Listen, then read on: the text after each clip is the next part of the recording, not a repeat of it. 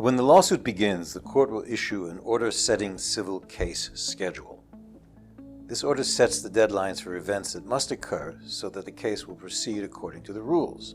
But it is also a roadmap and guide to your case and contains a lot of useful information.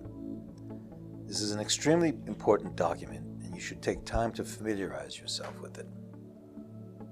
The top part of the first page is the caption. The court, the parties, cause number, title.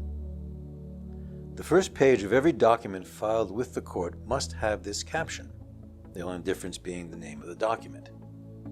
Become familiar with this format. Note the name of the judge. Judges all have websites you can access from the King County Superior Court site. Check out your judge. There will be useful information the judge wants you to know when you have business with that court. Here, the title of the document is Order Setting Case Schedule. The very first topic in the case scheduling order is notices. Whenever you see the word notice, pay attention. There will always be important information after the word notice, and you have to take the time to understand what that information is and how it applies to your case. The first notice is notice to plaintiff. This explains that the plaintiff must serve a copy of this order on the defendant and when that must be done. And to make sure that you, if you are the plaintiff, understand this, the clerk will ask you to sign it when you file your case. On page 2, still under notices, you are told how you are supposed to comply with the schedule. Under notice to all parties, see where it says all attorneys and parties? Parties, that's you. This notice is telling you that you have to do all the things that lawyers are supposed to do.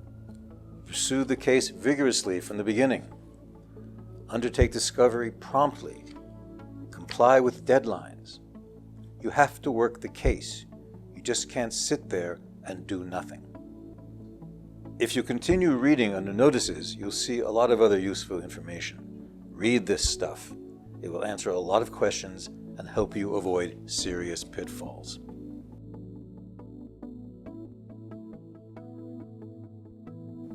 This portion of the case schedule lists the dates of all the deadlines in the case. You must note all these dates on your calendar. The deadlines are just that. If you miss one, you don't get a second chance to meet it.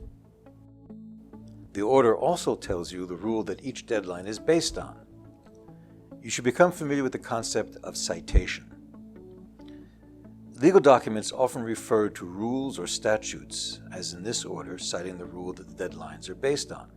So if you want to know more about the particular event, look at the rule that's cited next to it. This is a good practice.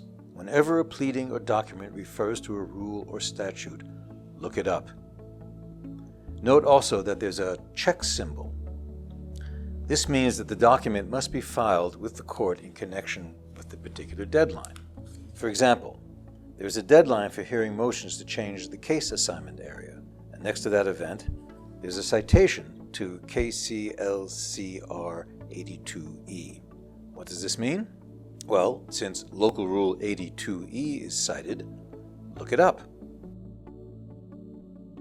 If you look at Local Rule 82E, you'll see that it explains that cases will be heard either in Kent at the Regional Justice Center or in Seattle at the King County Courthouse, depending basically on whether the events in your suit occurred in the northern or southern part of the county. All this is explained in the rule. If you think the case should be assigned to the other area, you have to request the change by this date. The last section is titled Order and reinforces the main point. Pursuant to King County Local Rule 4, it is ordered that the parties shall comply with the schedule listed above. If you look up Local Rule 4, it will tell you everything you wanted to know about this order and why it looks the way it does. Penalties, including but not limited to sanctions set forth in Local Rule 4G and Rule 37 of the Superior Court Civil Rules, may be imposed for non-compliance. This is another reminder of the bad things that can happen if you fail to obey this order.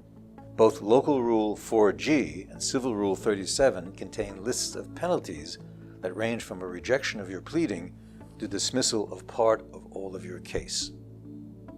Finally, the order repeats what is written on the first page and reminds everyone that it is the plaintiff, the party filing this action, who must serve the schedule on all the other parties.